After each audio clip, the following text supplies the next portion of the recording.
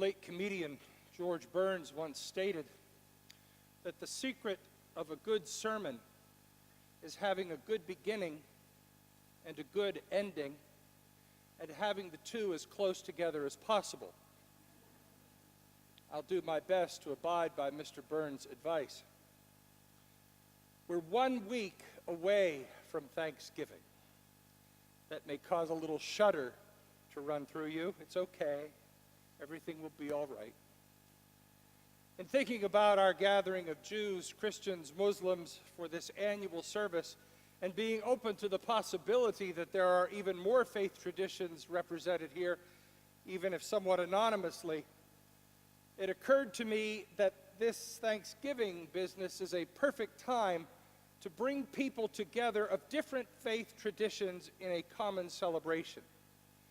That is because each of our traditions, and in traditions represented beyond those of one God, one community, gratitude and thanksgiving are essential to our traditions. I have yet to find a faith tradition that forbids or does not advocate for its inheritance to be thankful people. In lessons that we heard from Torah, from the Holy Quran, and the Gospel, we are reminded of the centrality of gratitude and thanksgiving. Giving thanks to God, living in appreciation for all that God has done, is doing, and promises to do, being aware of God's involvement in our lives. These are all faith positions we hold in common. Like those pilgrims of long ago, gratitude to God is at the heart of our thanksgiving. There is no theological conflict. We are all grateful people. We stand on common ground. And with only a few exceptions, we have the common experience of being pilgrims. Unless you are a full-blooded indigenous American, you didn't start out here. Some of us have families that go back generations on these shores. Some of us have been here for a few decades. Some of us are relatively new arrivals. But most of us did not start out here. Some of us are from distant places: Saudi Arabia, Iran, Pakistan, Kentucky. Someone in your story, maybe it's you or your parents or your grandparents or your great-grandparents, someone sometime in your family history changed the narrative form from where your family once lived to life here in the United States. Some of us are here because it was no longer safe to be where we were. That, too, is part of the narrative some of us share with those pilgrims who made their way to these shores, arriving on December 11th, 1620. Some of us came here simply to survive. Some of us came to learn and receive education. Some of us came to find a better way of life and a better way of living together. Some of us came here because there were opportunities that could not be denied. So even our presence here in this country is hardly debatable. With very few exceptions, there is a pilgrim story in all of our backgrounds. We are pilgrim people. More common ground. My hunch is that next Thursday, we will be gathered with other people. Some of them we have to gather with because they are family. Others will be genuinely invited guests, people with whom we have chosen to spend the holiday and not those to whom we are required to issue an invitation because we share the same gene pool. Regardless of those with whom we spend the holiday, we will find ourselves being nourished by that mystery that we call fellowship. We will hear and possibly even relive stories from the past. The ancestors, though long gone, will reappear and be remembered, and as our Jewish friends remind us, their memory will be for a blessing.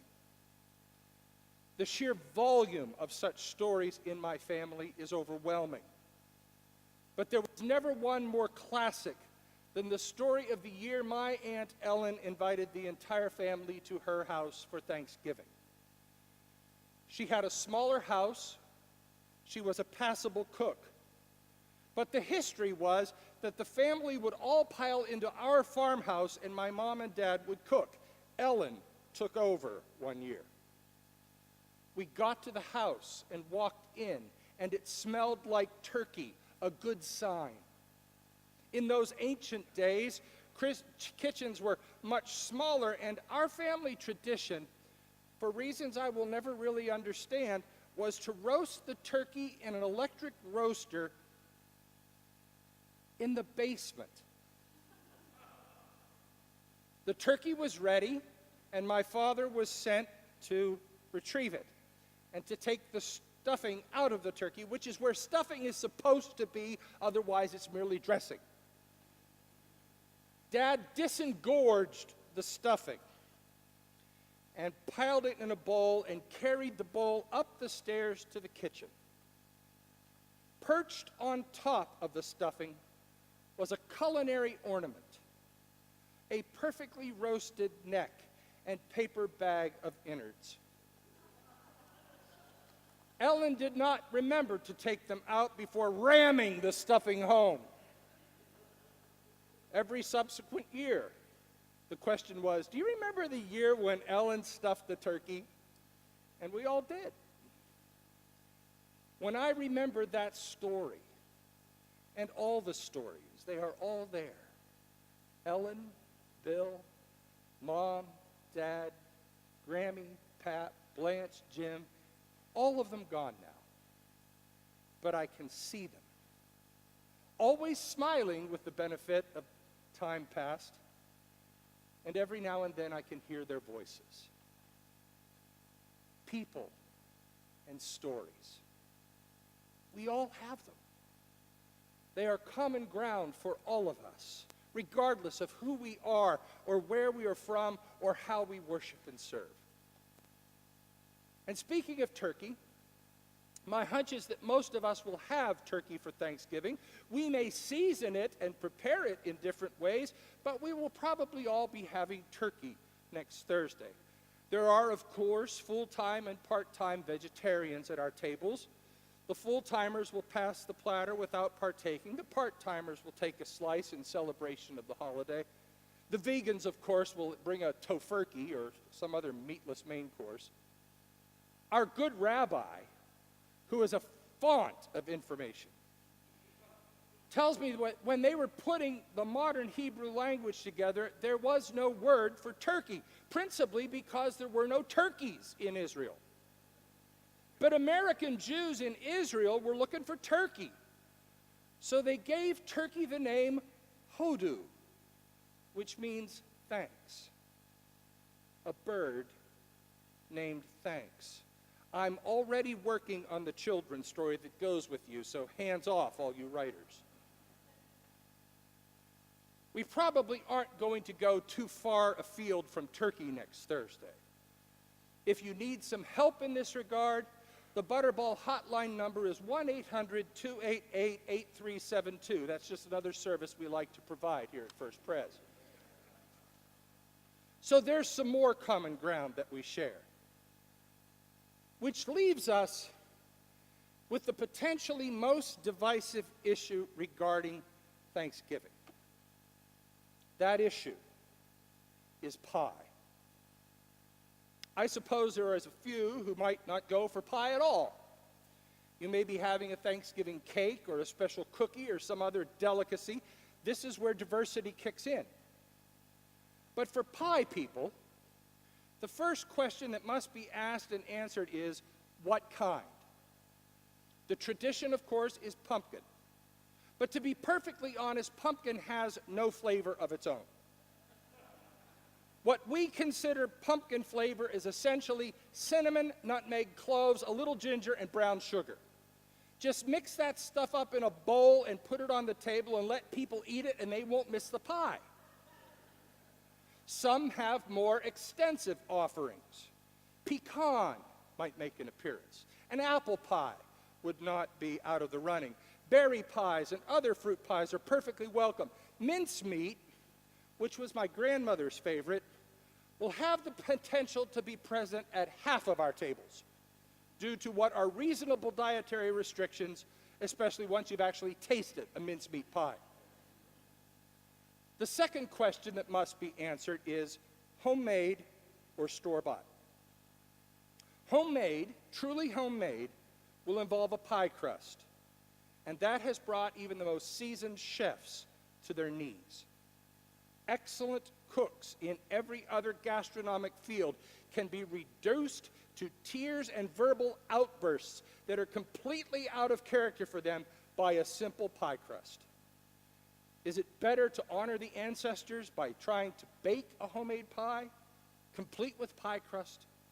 Or should we honor them by retiring our efforts and just go to Walmart? That is a question we will need to answer in the next 7 days.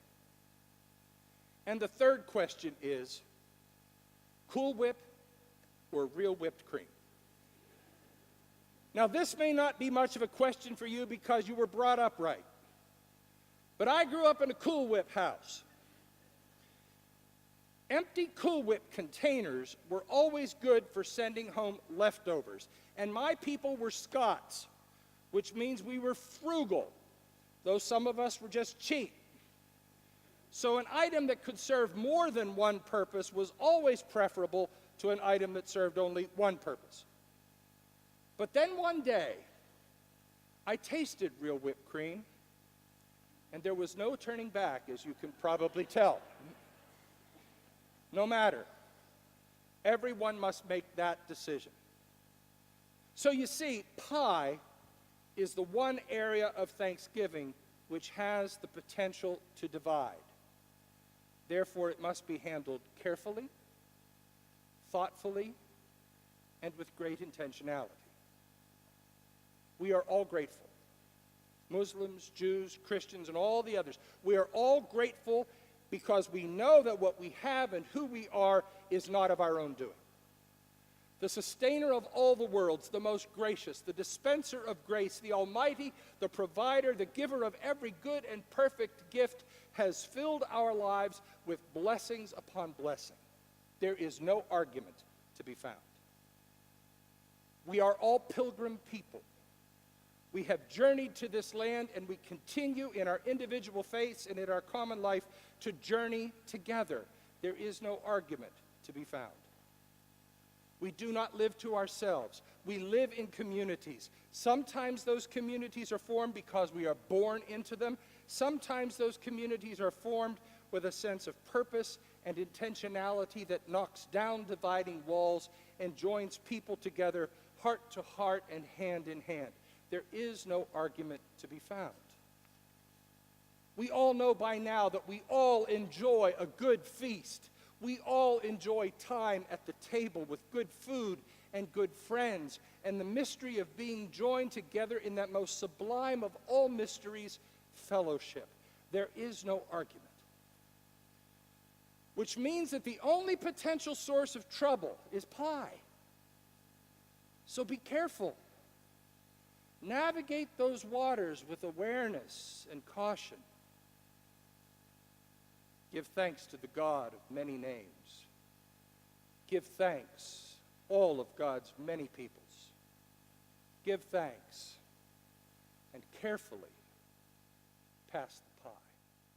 For now and evermore, amen.